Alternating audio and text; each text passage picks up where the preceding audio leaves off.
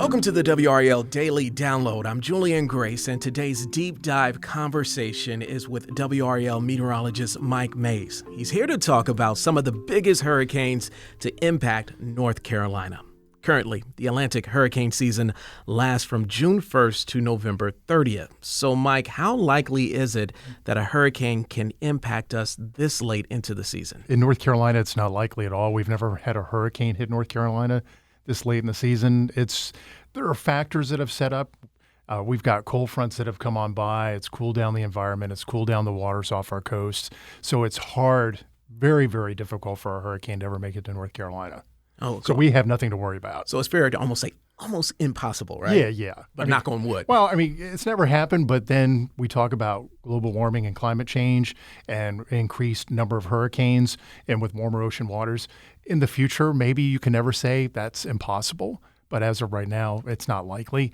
Now, at this point, two prime locations where storms form in November are in the Caribbean and near the Bahamas. And then when they do develop there, they tend to move away from the U.S. So we really don't have anything to worry about here in North Carolina. Well, when we think about hurricanes, we think Hazel, Fran, Floyd, Florence. Which hurricane in your more than 20 years of experience, did I get that right? Yeah. Has been the most difficult for you to cover? Or you could say close to 30 years. Okay. Because it's 28 technically. I wasn't around for Hazel, but we could talk about Hazel in a little bit. But out of the experience of all the ones, I went through Fran. That was my first hurricane here in 96. Then we had Floyd in 99. Then we had Matthew in 2016. And then we had Florence in 2018. And in a job perspective and, being on the air, I'd have to say Florence was the worst because you weren't here during Florence. No, I was not. I heard about it, but I was not here. So what we do when there's bad weather, we're on the air continuously. Right. We were on continuously. We had continuous coverage from a Thursday through a Sunday, nonstop. Wow. So at a work standpoint and a devastation standpoint, Florence, for me, by far is the worst storm I've experienced here in North Carolina. And logistically, did you go home at all during that time? Yeah. We worked 12-hour shifts.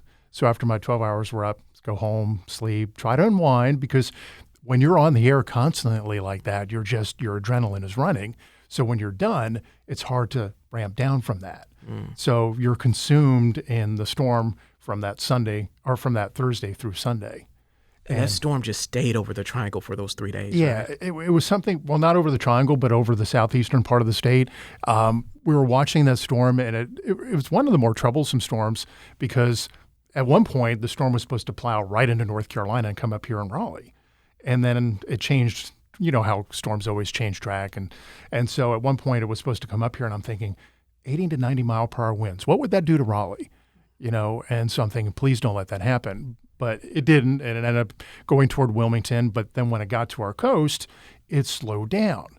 And when we have with global warming or climate change, the steering currents aren't that strong sometimes during the summertime. You get a blocking ridge of high pressure to the north, and so there wasn't really anything steering Florence. So it took many days for it to get from landfall in Wilmington through South Carolina. Then it moved up to the north through our mountains, and then finally, several days later, it made its way up into the New England states. But at one point, it just moved to the southwest from Wilmington to about Myrtle Beach at 2 miles per hour. That's really slow. Yeah. I mean, because typically storms will move 10, 15, 20, 25 miles per hour, but this one just crawled. And that's what made it so devastating, because not only did you have the storm surge when the storm first came on shore, but then you had days and days and days of rain. So Wilmington had at least 30 inches of rain out of this. The highest total was Elizabethtown in Bladen County at 35 inches of rain. And that's 2 years after we had Matthew come on by that dumped record rainfall in the same area and had record flooding. And it was just devastating for 2 years. Each decade, it seems, and correct me if I'm wrong as well, there are technological improvements in covering hurricanes. How has forecasting hurricanes over the years changed for you? It's amazing the difference. We have so many different computer models to look at right now, plus other technologies. Back in the 50s, when the National Hurricane Center was founded, it was founded in 55. It was basically aircraft that flew into hurricanes. You have these brave people who go on planes and fly right into the storms. And I mean, I can't handle a little bit of turbulence when I fly. Right. So I can't imagine how these planes get bounced around.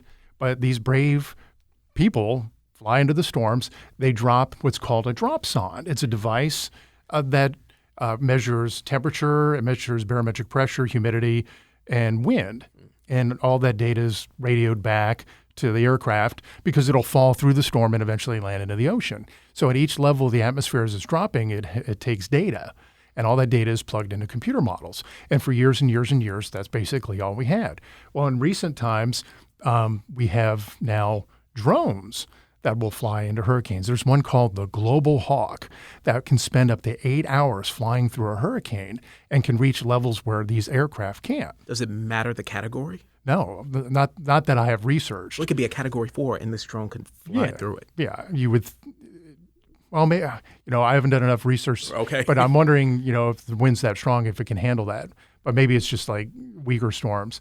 But and then there are other devices. One's called a ocean glider, where it will move underneath the water to check salinity and water temperature because hurricanes need warm water to grow.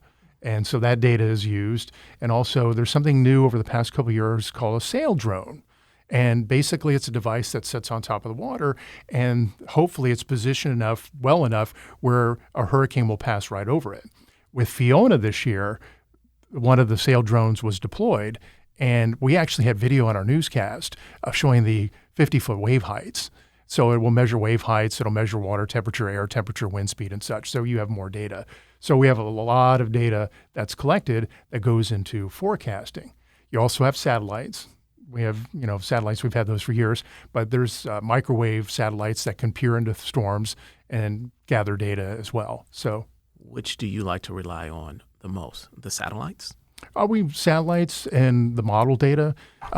This year we dealt with Ian.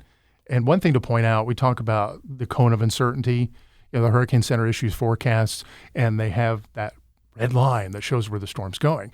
And a lot of people, just eye that line. They don't look at the forecast cone of uncertainty. And with Ian, the red line had Ian making landfall in Savannah. But in the cone of uncertainty, it had as far to the right as Myrtle Beach. And so some of our convective models that do really good here in the summertime showing thunderstorms, 2 days out showed the storm actually making landfall at Myrtle Beach, whereas the European model and the American model still had like Savannah and Hilton Head. And I had in the back of my mind, I'm thinking, well, this model does really well for us in the summertime. Why couldn't we trust that to see, if Ian was really going to make its way to Myrtle Beach? And I kept saying on the air, it's going to move a little farther to the right. I remember that. And it eventually made landfall where it's called the High Resolution Rapid Refresh Model, or Kat and I call it the HRR. A lot of people refer to it as the HRR as well. And so that was the outlier that, the cone of uncertainty went as far right as Myrtle Beach.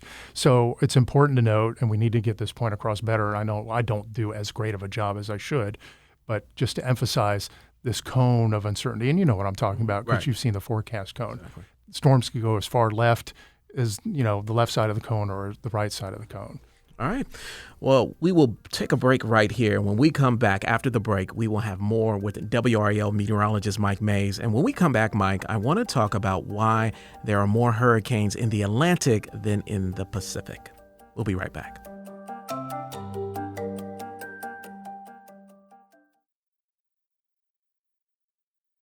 Welcome back to the WRAL Daily Download. I'm talking with WRAL meteorologist Mike Mays. Our topic, hurricanes in North Carolina. Mike, I have often wondered this.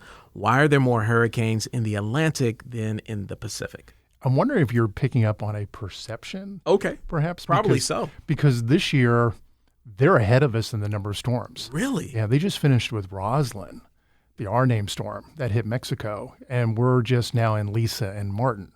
Now, each year it changes. Remember back in 2020, we had record number of storms. We had so many storms we had to use the Greek alphabet, which we haven't. I think that's the first time in my forecasting experience that we've ever used that. That was very unfamiliar. I mean, we've had hurricanes occur in every month of the year. I mean, we've had them in December, we've had them in January, but we've never used the Greek alphabet before. So is it fair to say you could see just as many in the Pacific as you put in the Atlantic? So. Wow, that is a misconception that I've already had. There are different conditions that occur. I mean, they may have cooler water over there one year, and they may have fewer storms where we have warmer water over in the Atlantic basin. So it varies. I mean, this year they're ahead of us. Well, what is the biggest misconception people have about hurricanes? That all storms, Category 1 storm, oh, that's just a Category 1 storm. It's no big deal. I've heard that. It's 80-mile-per-hour wind. Oh, it's no big deal. But each storm, no matter the strength, is different because the way it approaches the coast is different. The coastline is different. And the number one killer in a hurricane is the storm surge. So you could have a Category 1 hurricane like we did with Ian, and if it approaches the coast in a certain way and the way the terrain is underneath the water, the gradual rise and the way the wind pushes the water, you could have a greater storm surge with one Category 1 hurricane than you can with another one. So a lot of people think, oh, it's just a Category 1 hurricane. It's no big deal. But you have to think, okay, how is our coastline shaped? It could bring us greater storm surge than that last level our Category 1 hurricane did. Are slow-moving hurricanes more dangerous or fast-moving hurricanes? It really depends. I mean, you see Florence was slow-moving, and it was worse because we had all that flooding. Now, if you have a fast-moving hurricane, so let's talk about Florence again, because at one point the hurricane models had it plowing straight into North Carolina and coming all the way up into Raleigh. Now, if that was a fast-moving storm, it would remain more intact, so it wouldn't have time to weaken before it got here. So if it was a slow-moving storm, that storm would weaken prior to us getting to us. So we wouldn't have had stronger winds. So if Florence was moving, let's say, 40 miles an hour, made its landfall in Wilmington, went straight up into Raleigh, we would have had stronger winds than, say, if it was a 20-mile-per-hour storm, because the slower motion would have allowed the storm to lose strength quicker than a faster-moving storm. Does that make sense? It does make sense. Yeah. It does make sense. But somebody's going to be impacted in some way, right? Right, regardless. Now, you think back with Fran, and I want to touch on Hazel if we have time to do that. So back in 96, when Fran hit, totally unexpected, because I was working the morning shift at that point, and Greg worked the night shift or evening shift. And when I went to bed, the last forecast was for it to hit near Cape Fear, move to the north, and then to the northeast. Had no idea it was going to come up to Raleigh. But when I woke up to come into work around 1 to 2 a.m. that morning, the power was out. Luckily, I woke up, and it was crazy windy. And I'm like, what's going on? Well, apparently, Fran didn't follow the forecast, came straight up I-40, and RDU had a wind gust to 74 miles per hour. Okay. This is why you love what you do, right? Yeah. Because it can just change. It can, in a but moment. I guess you could say that. So you always have to be on your cues. Oh, yeah, it's fascinating. And with better technology, because Fran was in 96, if Fran would have occurred now, I think we would have had a better forecast. We had a better idea where it was going to go. But then you look back at Hazel in 57. Okay, Talk about Hazel. Hazel had the same close to the same forecast track as Ian, because Ian came up near Myrtle Beach, pretty much moved to the due north, and the center moved over to the Sandhills. Well, with Hazel, it was probably just a little farther to the right and actually moved right over Raleigh. Raleigh had 80-mile-per-hour sustained winds, 90-mile-per-hour gusts. And you look at Raleigh, and what do you notice about Raleigh that's so prominent? All the trees. Okay, with Fran, we had tons of trees down. And that was a 74-mile-per-hour wind gust, the highest we had. Can you imagine what would happen if we had a Hazel come through with 90-mile-per-hour wind gusts? It would devastate our area. I mean, it would blow down tons of trees. One of the things that I read about with Hazel is when it hit, it destroyed forests. And I can't, Forests, not trees. forests, yeah, and trees as well. And I mean, we have more of a densely populated area now. And can you imagine the devastation, the billions of dollars worth of damage that would occur? And there's always a possibility that could happen again. There's always that possibility. Yeah. And at some point, that is going to happen again. Why do you believe at some point that will happen again? Because it always seems to happen. I mean, we always have catastrophic events. I mean, back in '84, we had those Red Spring tornadoes. In Red Springs, we had tornadoes that came by that were devastating. I can't recall off the top of my head but what intensity they were. But then back in 2011, we had all those tornadoes move on by. So it's just a matter of time before we have events like that happen again. It's all cyclical. And so at some point, maybe not in my lifetime, but I would anticipate something like a Hazel or a Fran coming through and causing that kind of damage. I mean, even though we're so far inland, we're not going to be out of the woods. I mean, we're not out of the woods. You can always have a hurricane come up through here. Very good insight. Mike, we have to stop here. I wish we could continue. Mike, thank you for joining us and giving us an in-depth look at covering hurricanes in North Carolina. And also, thanks for listening to the WRAL Daily Download. You can also listen to entire WRAL newscasts in podcast form. Find WRAL Newscast in your podcast app. The feed is updated with a new newscast multiple times per day.